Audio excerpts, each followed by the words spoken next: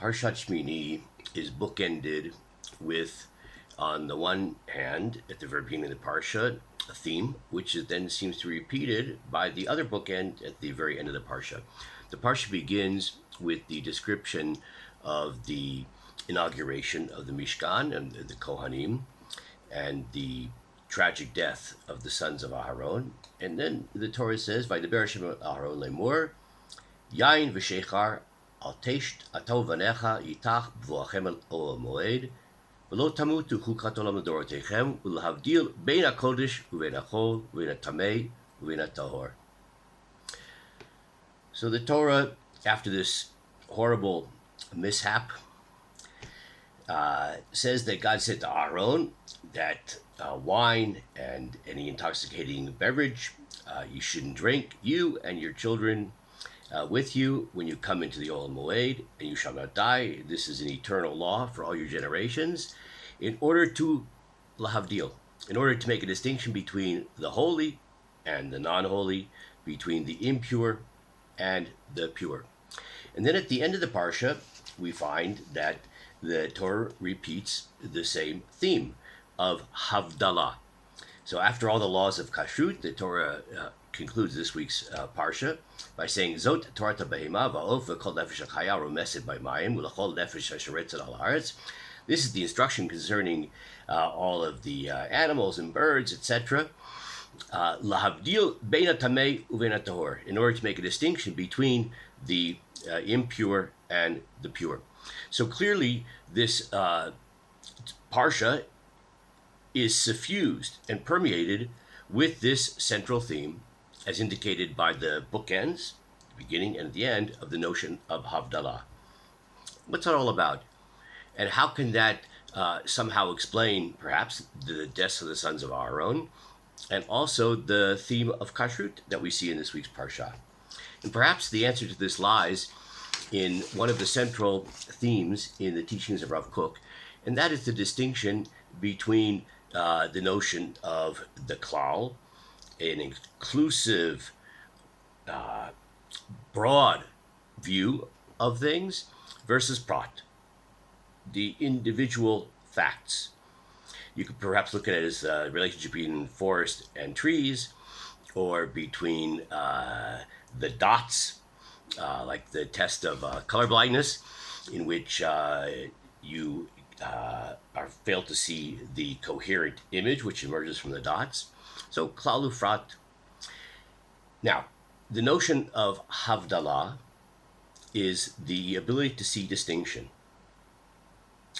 In distinction to that is the notion of klal, to be able to see the larger unity between those seemingly disparate parts. I'm going to read to you two passages from Orot HaKodesh, where Rav Kook deals with this. He says the following: Kol hanigudim hanimtzeim bahadeot. All of the oppositional opinions that we find in opinions, and he goes on to say, I'll just paraphrase it in English, and all of the negation that one times sees between two opposing opinions, each one held in a very strong way. So Rav Kook goes on to say that, in fact, if you see it from a different perspective, that all of those individual opinions, which may seem, in fact, oppositional, that one should view then as sort of the way you see trees in a forest.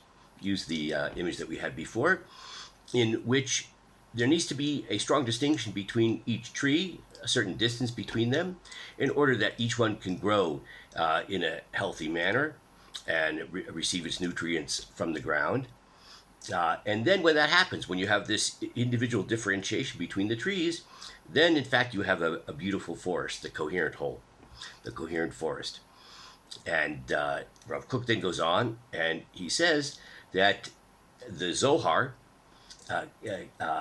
conveys the same idea, that Shari Beferuda, that holiness begins by seeing distinction, v'siyem bechibura, and it ends by seeing the unifying whole between these seemingly oppositional components. Rav Kook develops that thing in many different places, and in Orot HaKodesh he says the following, and perhaps using language which is closer to our parsha, he says the following: This is the inheritance of Hashem in all manner of holiness, Hafrada amanat hitchabrut. There has to be a differentiation, distinction, in order to ultimately lead to the unification between all of these seemingly disparate parts. And then he goes on to say, in almost a somewhat cynical, sadly cynical tone, that in distinction we sometimes find a kind of a crude inclusiveness that speaks in a kind of boasting way about how we're going to unify everything into one beautiful package. But in fact, it's lost all of its grandeur and holiness because it didn't see the full significance of those component parts. Only after you appreciate the full significance of the component parts can you then go from the particular to the universal.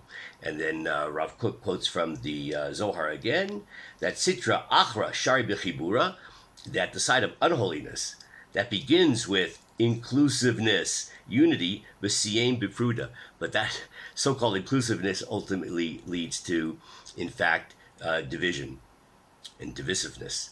Besitra de Kedusha, on the other hand, the side of holiness, Shari Bifruda, it begins with differentiation, Besiem Bechibura, and it ends with the notion of unified, coherent whole. This is the notion of shalom, peace. When you have these two individual elements making distinctions, and then it can go to a subsequent stage of the coherence of the whole. This, in fact, perhaps is the central theme in our parsha. What is Kedusha? Kedusha is Havdalah. That we're able to see each individual component, that which is permitted, that which is prohibited, that which is pure, that which is impure. The minutiae of law. Havdalah, distinction. Only by carefully appraising distinction, differentiation, can one then come to an appreciation of the unifying inclusivity reflecting God's unity. In this week's Parsha, it began with the deaths of the sons of Aharon. Why?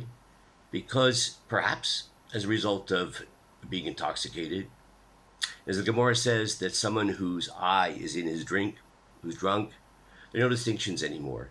Everything is a mishur, everything is a plateau, everything is the same. That's beginning with the obliteration of distinction, only seeing the unified unity of God. But we can't start that way. In order to achieve Kedusha and ultimately get to a sense of unity of all things, one must appreciate distinction.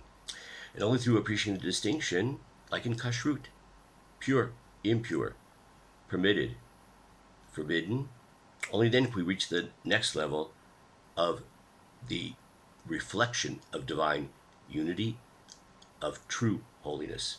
So holiness is achieved by, in fact, understanding differences and only there getting to the unified whole. I just want to end by saying that perhaps this is in a certain sense the original sin.